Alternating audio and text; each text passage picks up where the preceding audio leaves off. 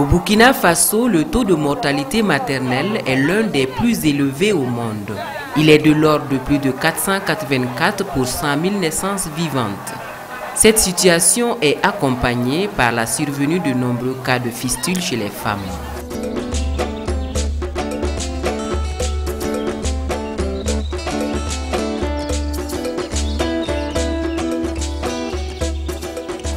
La fistule est de loin la plus invalidante des pathologies qui surviennent chez la femme dans le cadre de la maternité.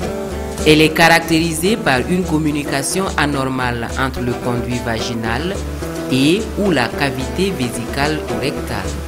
Cette maladie amène la femme à perdre de façon incontrôlée ses urines et ses seins. L'accouchement difficile, l'accouchement mal conduit est l'une des causes des fistules. Il y en a beaucoup, mais comme c'est une maladie vraiment honteuse, ça fait qu'il y a beaucoup de femmes qui souffrent de fistules mais qui ne viennent pas. Donc il faut faire la promotion de cette prise en charge en fait pour que les femmes aient l'information, qu'elles sachent qu'on peut en guérir et qu'elles viennent à la formation sanitaire. Pour faire face à cette maladie invalidante et honteuse, le gouvernement du Burkina Faso, avec l'appui de l'UNFPA et de l'Union européenne, a créé le projet de réduction de la mortalité maternelle appelé MMR. Ce projet, qui vise à réduire les risques liés à la maternité, a adopté la lutte contre les fistules obstétricales comme un des axes d'intervention. MMR est une nouvelle alliance entre le ministère de la Santé, l'Union européenne, les ONG et associations pour traquer les fistules. Le projet MMR a, dans ses axes, ciblé les fistules comme une cause à enrayer. Et les fistules, au moment où le projet MMR a commencé, on ne peut pas dire que vraiment la connaissance était importante, puisqu'avant, les études CAP, connaissance, aptitude, pratique, ont montré une méconnaissance de cette maladie. Donc le projet MMR, les ayants suivis, a mené des études, une analyse de situation qui a permis de révéler que dans certaines régions, on avait une prévalence assez importante des fistules. Et ça a ouvert les yeux un peu aux partenaires qui se sont mis donc, qui se sont impliqués dans la campagne visant à lutter contre les fistules. Dans le cadre du projet lutte contre la mortalité maternelle, conjointement financé par l'UNFPA et l'Union européenne, le projet a contribué à la mise en place du programme de lutte contre les fistules obstétricales au Burkina. Et c'est dans le cadre de ce projet MMR que nous avons pu élaborer un programme national de lutte contre les fistules obstétricales au Burkina qui couvre la période 2004-2008. Parce que les fistules obstétricales, l'une des causes, c'est vraiment la mauvaise prise en charge des accouchements. Et comme la mauvaise prise en charge des accouchements peut conduire également à la mortalité maternelle, ces deux projets s'intègrent vraiment parfaitement.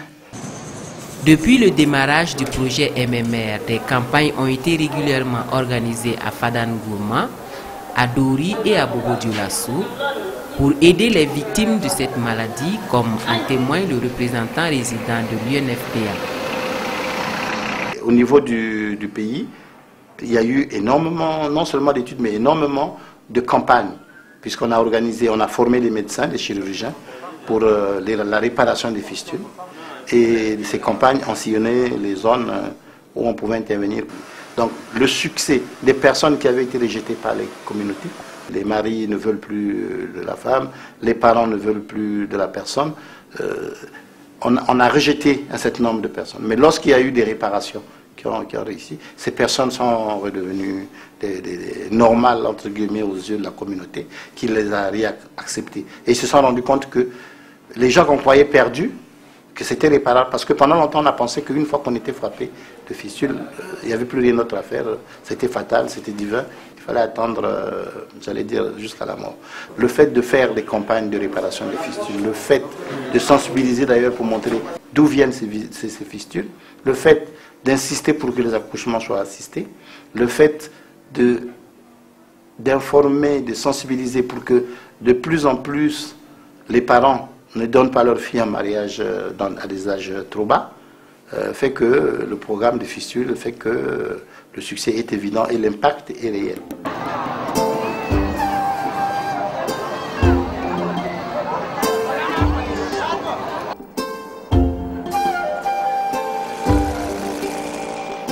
Dans le cadre des campagnes du projet MMR, ce sont des centaines de femmes vivant avec la fistule qui ont retrouvé la santé, la dignité et la considération au sein de leur propre famille et avec leur entourage. La fistule m'a eu lors d'un accouchement. Donc l'accouchement s'est prolongé pendant longtemps, je n'ai pas pu accoucher. Quand je suis venue accoucher, j'ai senti que j'ai la fistule. Donc quand j'ai la fistule, on m'a amené au CHR. Maintenant, grâce à l'INFPA, on a pu me faire des interventions et maintenant je suis guérie. Je demande ce même projet encore, ils n'ont qu'à pu faire pour mes soeurs encore. Mais je ne souhaite pas que la fistule reste toujours encore. Elle vivait en tout cas difficilement.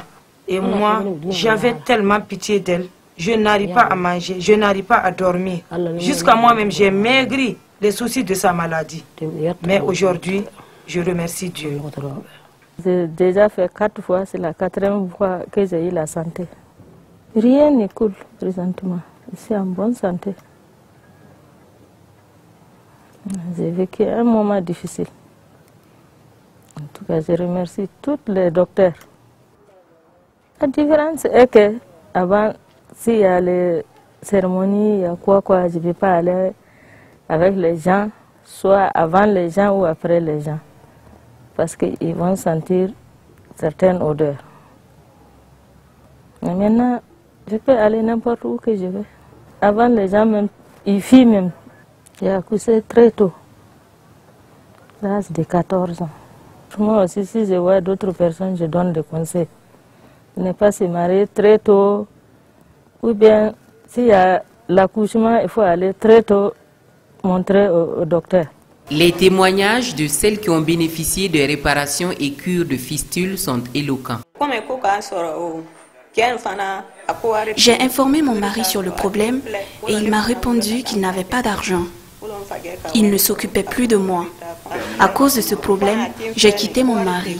Mon mari ne s'occupait plus de moi et on ne couchait plus ensemble. Je me suis plaint. Et mon papa s'est plaint également auprès de mon mari, le suppliant de s'occuper de sa fille. Et comme mon mari ne changeait pas de caractère, mon père m'a récupérée. Depuis qu'on a fait l'intervention hier, rien ne coule. Mes habits ne sont pas encore mouillés. Aminata Zeba a vécu avec la fistule pendant 8 ans. Aujourd'hui guérie grâce à l'intervention du projet MMR.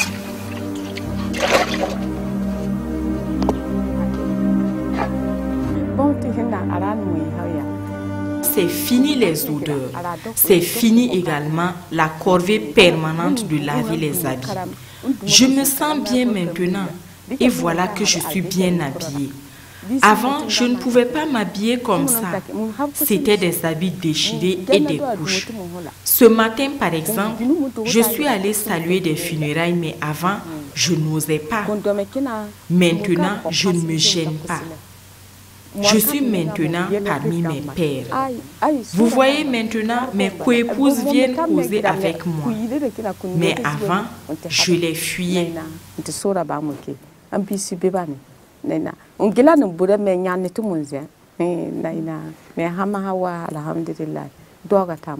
Cette joie est encore perceptible au niveau de sa famille et son entourage ne tarit pas d'éloges à l'endroit du projet. Maintenant, je suis très content parce que ma femme est guérie de la fistule qui la faisait souffrir. Ah, vraiment, c'est la joie et je remercie l'UNFPA. Si elle se couche la nuit, au réveil le matin, toutes les couchettes sont mises. Il faut laver la maison, il faut laver les nattes et tous les habits qu'elle a portés. Sa maman a fait l'opération et pour la première fois à Tangiata, ça n'a pas bien marché. Quand elle est venue, bon, elle était contente mais pas trop parce que ce n'était pas totalement fini. Il nous a donné rendez-vous encore à Fada et elle est repartie pour le faire encore. Et là, elle a eu la santé totale. Elle est contente. Sinon, avant, si quelqu'un arrivait, c'était la honte. Toute santé, si elle n'est pas propre, on sent l'odeur. Mais maintenant que la maman est guérie, elle est contente parce que sa maman est propre. Pour atteindre ces résultats, le projet MMR a utilisé plusieurs stratégies. Il a noué des partenariats avec des ONG et des associations pour l'identification et la référence des cas. Une des ONG qui a été active dans cette collaboration est Sentinelle. Comme on n'a pas tellement besoin de les convaincre, ces femmes, le problème c'est de les trouver. Mais une fois qu'on les a trouvées, une fois qu'on nous les a signalées, une fois qu'on a pu parler avec elles et surtout leur expliquer que c'est pas une maladie, c'est pas une fatalité, que c'est une maladie qu'on peut soigner, pas toujours à 100%. On essaie de leur dire aussi parce que la chirurgie ne peut pas garantir dans tous les cas la guérison. Donc on leur explique la réalité, la vérité, on leur dit la vérité, mais qu'il y a une chirurgie possible et qu'on leur offre cette possibilité. Donc une fois, en général, une fois qu'elles entendent ça, elles sont presque toujours convaincues, je dirais, de venir, parce qu'elles, souvent, ce sont des femmes qui sont très ignorantes de la vie qui les entoure. Elles connaissent leur village, elles connaissent leur hameau, elles connaissent leur famille, mais souvent elles connaissent rien au-delà de ça. En amont, l'ONG Sentinelle a procédé à la mise en place des relais dans les formations sanitaires pour recenser les femmes vivant avec la fistule. Donc si on récapitule, ici, on a des relais. On a des relais qui sont, je dirais, ce qu'on appelle ici les CSPS, hein, donc les dispensaires, les centres de santé, donc, qui sont très bien organisés dans le pays. Donc il y en a à peu près dans chaque recoin. Donc ce sont des gens avec qui on travaille, qui nous informent que par exemple tout d'un coup il y a une femme qui est venue consulter dans leur centre parce qu'elle avait une infection par exemple, et après l'examen on se rend compte qu'elle a non seulement une infection mais qu'elle souffre d'une fistule parce qu'elle a des fuites d'urine. Outre le partenariat avec les associations et ONG, le projet MMR a procédé au renforcement des capacités des acteurs du ministère de la Santé à travers des formations et la fourniture d'équipements pouvant permettre de prendre en charge les fistules dans les formations sanitaires. C'est une chirurgie que nous on faisait depuis pas mal de temps, mais d'aller suivre une formation dans un centre où on n'opère que des fistules, avec des gens donc, qui ont une grande expérience, ça aide. Donc ça, c'est sûr qu'on a eu, ça nous a beaucoup apporté sur le plan technique, mais surtout sur le plan du suivi post-opératoire, parce qu'en fait c'est ça. Hein. Je peux dire depuis 2007 qu'on a été donc pour cette formation. Jusqu'à aujourd'hui, peut-être une trentaine, voire une quarantaine de femmes qui ont été opérées. Et la totalité d'entre elles ne sont certes pas guéries, parce que bon, il faut aussi savoir quand même que la chirurgie de la fistule est une chirurgie un peu complexe. Donc entre 30-40 femmes ont été opérées, je crois. Il y a d'autres femmes ailleurs dans le pays qui attendent aussi. Nous avons bénéficié de la formation en 2005. En 2005 ici, avec l'UNFPA, dans le cadre de la réparation des fistules. En fait, il faut dire que la formation a été bénéfique parce qu'elle nous permet de prendre en charge les cas de fistules qui vont se présenter dans notre région. Au cours de son exécution, le projet MMR a doté les maternités et les blocs opératoires des centres hospitaliers régionaux de Fada, de Dori et de Bobo-Dioulasso en matériel médico-technique pour assurer les cures des fistules obstétricales.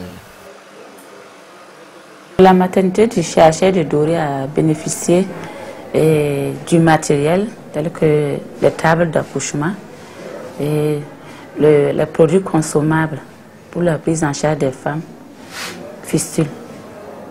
Nous avons effectivement, dans le cadre du projet Maternité à moindre risque du FUNIAP, reçu 2 tables d'examen.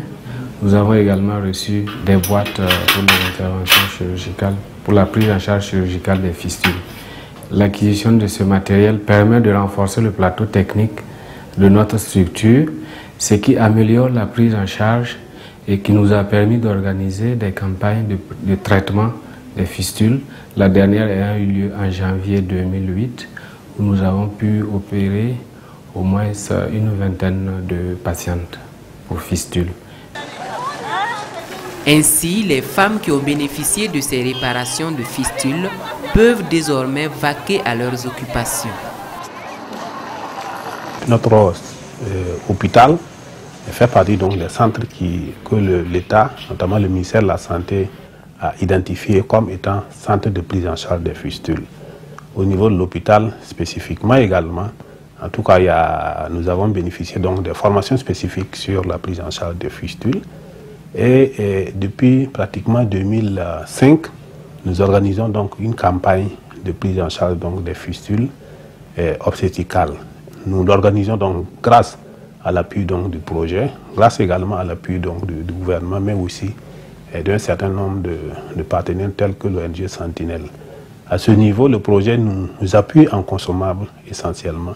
Les femmes fistules, c'est des gens qui sont généralement démunis, qui n'ont plus de ressources financières pour assurer donc le paiement des prestations qui sont offertes. Ça fait qu'il faut nécessairement que les prestations qui sont offertes en direction de ces femmes-là soient entièrement gratuites. À Dori, dans la région sanitaire du Sahel, selon le directeur régional de la santé, le projet MMR a contribué véritablement au changement de mentalité.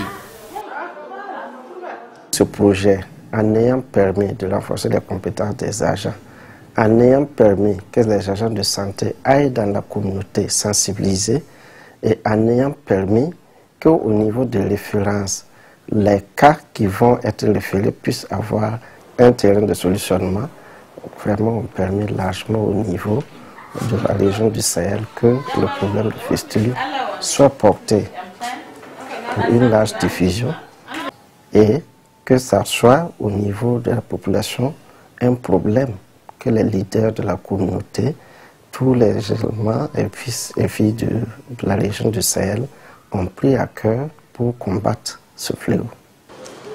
Ce projet intervient au niveau de la région sanitaire de l'Est à travers la prévention de la survenue des fistules obstétricales et aussi à travers la prise en charge.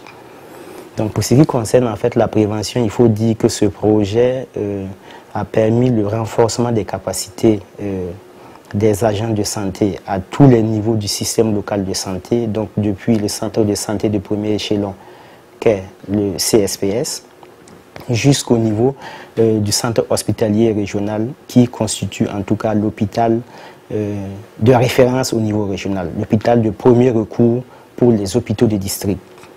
Donc les agents à ce niveau ont été formés sur les soins obstétricaux et néonatales d'urgence de base pour ce qui concerne les agents des CSPS et ils ont été également formés sur les soins obstétricaux et néonataux d'urgence complets pour ce qui concerne les agents au niveau des centres médicaux avec antenne chirurgicale et au niveau du centre hospitalier régional. Et donc, ils ont également été formés sur la planification familiale. Aujourd'hui, les résultats du projet sont visibles à tous les niveaux et salués par les populations et les autorités sanitaires du pays.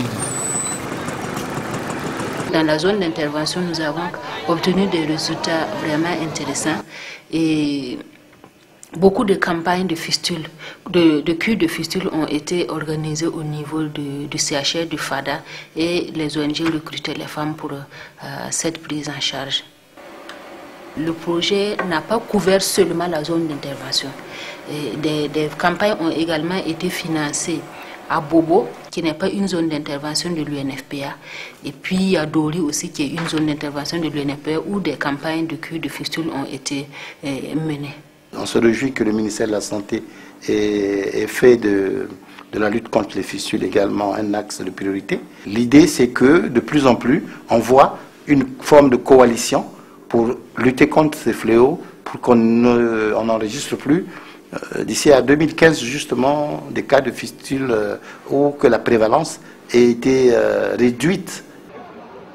Au terme de ce projet, de nombreuses perspectives se dégagent avec pour clé de voûte la poursuite de la lutte contre les fistules. Ainsi, le rôle joué par le projet est très important au regard des initiatives qui se dessinent en termes de pérennisation des acquis.